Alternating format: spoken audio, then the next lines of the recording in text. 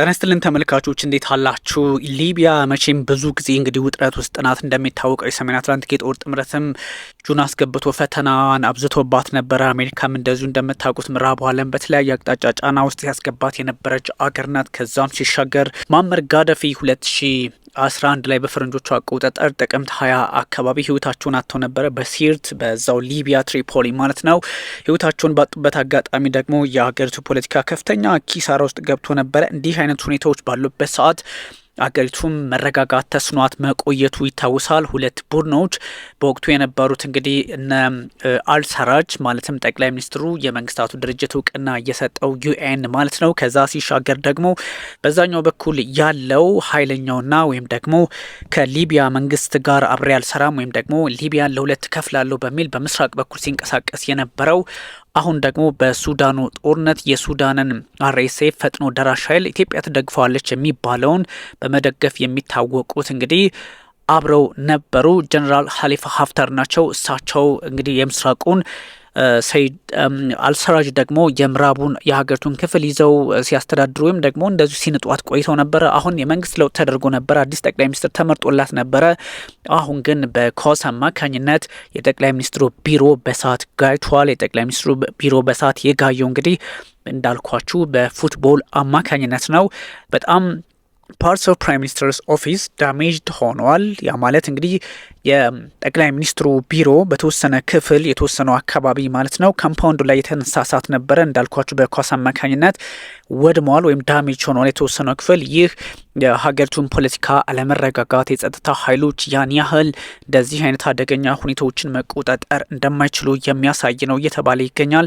የጠቅላይ ሚኒስትሩ ቢሮ በዚህ ልክ እንዴት አደጋ ውስጥ ገባ በሚልም የሴኩሪቲ ወይም የደህንነት አካላት ጭምር ጥያቄ የተነሳባቸው ይገኛል።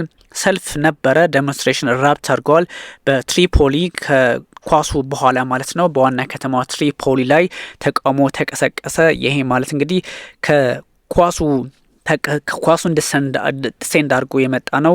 ከኳሱ ብጥብጥና ጭቅጭቅ በኋላ ሁከት ተፈጠረ። ከዛ እንግዲህ ግጭት ማለት ነው። ስለዚህ ምንድነው ያለው? ኳሱ አለ ፉትቦሉ ማለት ነው። ከዛ ደግሞ የተወሰነ ኪዮስ ወይም ደግሞ ጫጫታ ሁካታ ኖረ። ከዛ ወደ ግጭት ተቀየረ ነው የሚለው መረጃው። እንግዲህ ፕሮቴስተርስ ኤራፕትድ ኢን ዘ ሊቢያን ካፒታል ትሪፖሊ ኦን ተርስዴይ ኢቭኒንግ አፍተር ያው እንግዲህ ቀደም ሲል እንደነገርኳችሁ በኳሱ አማካኝነት በተፈጠረው አለመግባባት ነው የጠቅላይ ሚኒስትሩ ቢሮ እስከ መጋየት የደረሰው ነው። የአካባቢው ሚዲያዎች እንግዲህ ሲዘግቡት እንደነበረው ተቃዋሚዎቹ እሳት ይዘው የተለያዩ የሀገሪቱን አካባቢዎች በተለይም ዋና ከተማዋን አካባቢዎች ለማናወጥ ሞክረው ነበረ።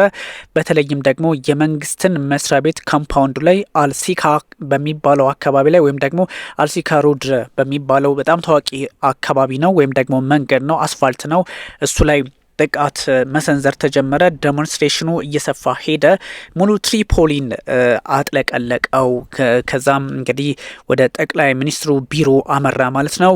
ይሄኛው እንግዲህ በሰስፔንሽን ይሄ የተፈጠረው የኳስ ጉዳይ ቢሆንም ከሰስፔንሽን ኦፍ ፉትቦል ማችን ተርሃና ነው። ተርሃና በደቡባዊ ምስራቅ ትሪፖሊ የሚገኝ ነው።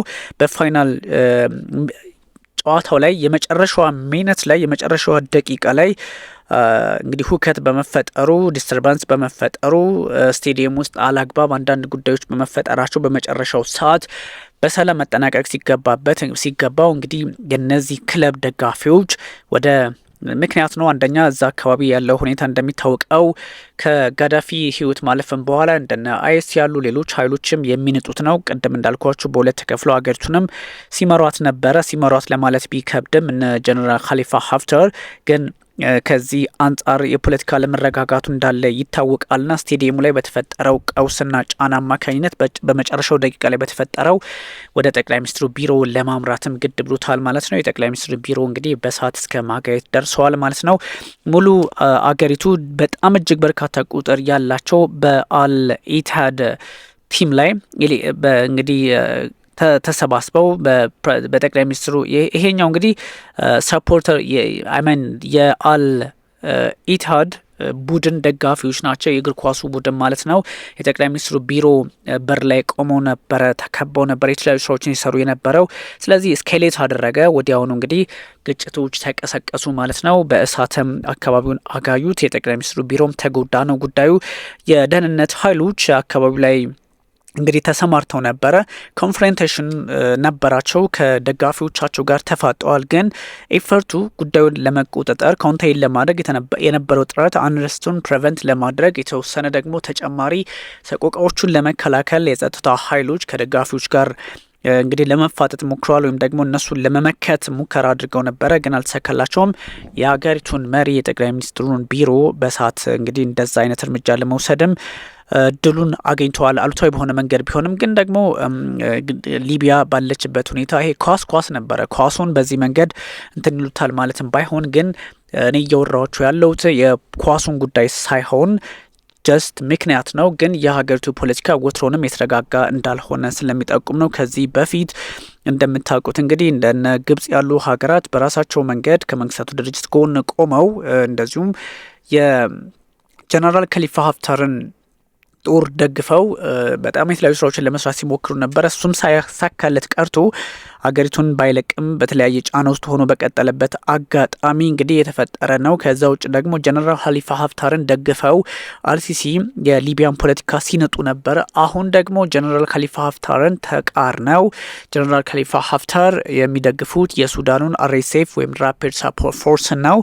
ያኛው ደግሞ ዋናውን ጦር ደግሞ አልሲሲ መደገፍ ጀምረዋልና የመካከለኛው ምስራቅ ፖለቲካ ዛሬ ወዳጅ ነገ ጠላት አይነት አንደምታ እንዳለው የሚጠቁም ነው። ስለዚህ ደጋፊዎቹ ሁኔታዎችን ኮንትሮቨርሻል የዳኝነቱን ውሳኔ ከዚህ ከኳሱ አንጻር እንደው ከተመለከት ነው የዳኝነቱ ውሳኔ ልክ አይደለም በሚል ነው ወደ እርምጃ የገቡት ወደ ግጭት የገቡት ማለት ነው። የሊቢያ ባለስልጣናት እስካሁን በጉዳዩ ላይ መግለጫ አልሰጡም። ኢንሲደንቱ ምንድነው ስለሚለው አልተቀመጠም። እንግዲህ አል ኢትሃድ እግር ኳስ ክለብ ደግሞ ጉዳዮችን የዳኛውን ሁኔታ ውሳኔ በተመለከተ የተለያዩ ጉዳዮችን ሪቪው እያደረገ ነው የተመለከትኩ ነው ብለዋል።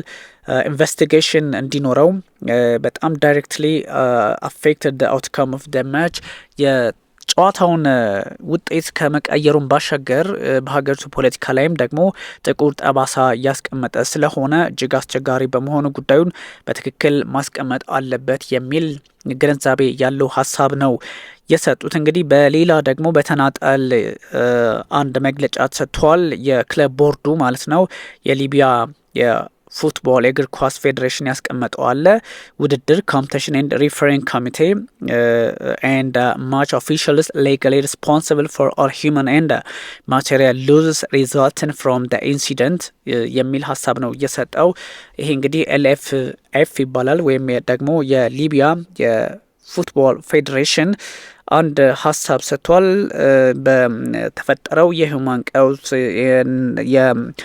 የማቴሪያል መጥፋት መውደም ለነዚህ ሁሉ ተጠያቂው እንግዲህ ይሄኛው የኮምፒቲሽን ኤንድ ሪፈሪንግ ኮሚቴው ኤንድ ማች ኦፊሻሎች እንደሆኑ በህግ መንገድ ሌጋል ሪስፖንሲብል ይሆናሉ የሚል ሀሳብ ነው የተሰጠው። እንደዚህ አይነት ጉዳዮች እንዲህ አይነት ኤስካሌሽኖች የሀገሪቱን የፖለቲካ ስርዓት አሁንም ጫና ውስጥ ሊያስገባ የሚችል በመሆኑ መፍትሄ ያስፈልገዋል የሚል ሀሳብ ነው የተቀመጠው። ግን በጣም ይሄ ከእግር ኳስ የተሻገረ የሆነ መምጣቱን የሚጠቁም ነው። ምክንያቱም ከዚህ ቀደም እንዳልኳችሁ ወይም ደግሞ ቀደም ሲል እንደነገርኳችሁ የሊቢያ ፖለቲካ ነውጥ ውስጥ ስለሆነ በእያንዳንዷ ምክንያት በእያንዳንዷ ሁኔታ ቀውሶችን ማባባስ ነው የሚፈለገውና ሊቢያ አሁን ያለችበትን ሁኔታ የምናውቀው ስለሆነ በዚህ ሰዓት በምን አይነት አካውን ላይ እንዳለች የምናውቀው ስለሆነ ይሄ ባለበት ሁኔታ ደግሞ ሌላ አይነት ጽንፍ መፈጠሩ እጅግ አስቸጋሪ ነው። የሊቢያን የፖለቲካ ቅርጽ ወይም ደግሞ አሁን ያለውን ሁኔታ እንኳን ስንመለከተው በጣም ፍራክቸርድ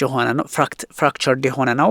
2026 ላይ እንግዲህ በራይቫል እንግዲህ በሁለት ክንፎች አማካኝነት በኢስት እና በዌስት ከዚህ ቀደም የነበረው ምክንያቱም ጠቅላይ ሚኒስትር ሰይድ አልሳራጅ የሚባሉት እሳቸው እንኳን ስልጣን ከለቀቁ በኋላ አዲስ የመጣው ጠቅላይ ሚኒስትርም ቢሆን የተለየ አቋም ከዛ ከነ ጀነራል ከሊፋ ሀፍተር ከምስራቁ ጋር ስላላቸው አሁንም ውጥረቱ ቀጥሏል ነው። ስለዚህ አድሚኒስትሬሽኑ በምስራቅ ሊቢያና በምዕራብ ሊቢያ የተከፈለ ሆኗል። ጦርነቱን በዛ አማካኝነት እየቀጠለ ያለ ሆኗል። እንግዲህ ዩኒፋይድ ጋቨርንመንት ኤንድ ኮንዳክቲንግ ኤሌክሽን አንድ መንግስት የማምጣትና ምርጫ የማድረግ ጉዳዮች ነበሩ።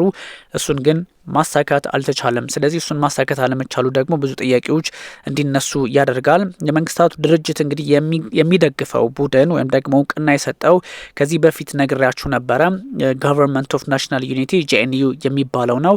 ትሪፖሊ ላይ ያለው ነው። እንግዲህ ይሄ በጣም ሌጂቲሜት ቻሌንጅስ ፍሮም በምስራቅ በኩል ካለው ከነ ጀነራል ሀሊፋ ሀፍታር እንግዲህ ናሽናል አርሚ ኤልኤንኤ ከሚባለው ፈተና አለበት። በነገራችን ላይ ጀነራል ሀሊፋ ሀፍታር ፈረንሳይ ሄደው የተማሩ ምርኮኛም የነበሩ አፍሪካ ውስጥ አንድ ጦርነት ቀስቅሰው የተሸነፉ የተማረኩ ምናምን ነበሩ።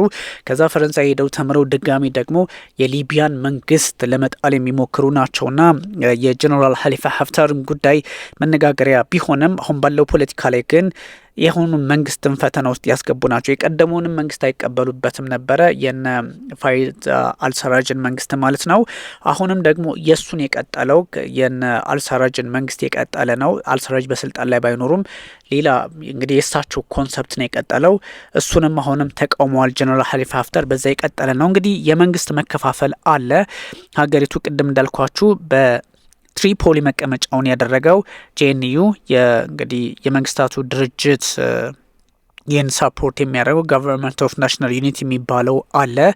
እሱ ትሪፖሊ ላይ ያለው በጠቅላይ ሚኒስትር አብዱል ሐሚድ ቤባ ወይም ደግሞ አብዱል ሐሚድ ቤባ በሚመሩት የሚመራው ወይም ደግሞ መንግስት እውቅና ያለው ነው። ከዚህ በፊት እንግዲህ አልሰራጅ ነበሩ። ከአልሰራጅ በኋላ ደግሞ ጠቅላይ ሚኒስትር አብዱል ሐሚድ ቤባ መጡ ወይም ቤባ መጡ። ከሳ እንግዲህ ይሄ እነሳቸው ትሪፖሊ ላይ ነው ያሉት። የምዕራቡን የሊቢያ ክፍል የሚያስተዳድሩ ናቸው። በምስራቅ በኩል ያሉት ደግሞ እንደነገርኳችሁ በአልሰራጅ ዘመንም የነበሩት አሁንም ያሉት በጣም ዴድሎክ የሆኑ ውጥረት ውስጥ ያስገቡት እኚሁ ጀነራል ናቸው፣ ሀሊፋ ሀፍታር ናቸው ማለት ነው። ዩኒቲ ሙቭ ነበሩ፣ ኔጎሽዬሽኖች ከዚህ ቀደም ነበሩ። እንግዲህ በጣም ኦንጎይንግ ናቸው ፎር ኤ ኒው ዩኒፋይድ ጋቨርንመንት። እስካሁንም አንዳንድ ጉዳዮች አሉ። በተለይም ደግሞ የነ ሳዳም ሀፍታር የነ እንግዲህ ጀነራል ሀፍታርም ጭምር ቤተሰቦቻቸው አንድ ዩኒፋይድ የሆነ መንግስት ተመስርተው ሀገሪቱ ሰላማዊ መሆን አለባት የሚል ሀሳብ ነበረ። የሴኩሪቲ ቻሌንጅ አለ፣ የኢኮኖሚ ኮንፍሊክት አለ፣ ዓለም አቀፍ ኢንቮልቭመንት አለ ወይም ደግሞ ጣልቃ ገብነት አለ። እነዚህን ስንመለከታቸው ውጥረቱን ሌላ አቅጣጫ ሊያሰጠው ይችላል። ኤኒዌይ እንግዲህ ይህን ሁሉ ሀሳብ ያነሳውላችሁ ፖለቲካውን ከፉትቦሉ ጋር አገናኝተው የተለያዩ ውጥረት የፈጠሩ የሊቢያ ደጋፊዎች የጠቅላይ ሚኒስትሩን ቢሮ አጋይተውታል ማለት ነው። እጅጉን አመሰግናችኋለሁ።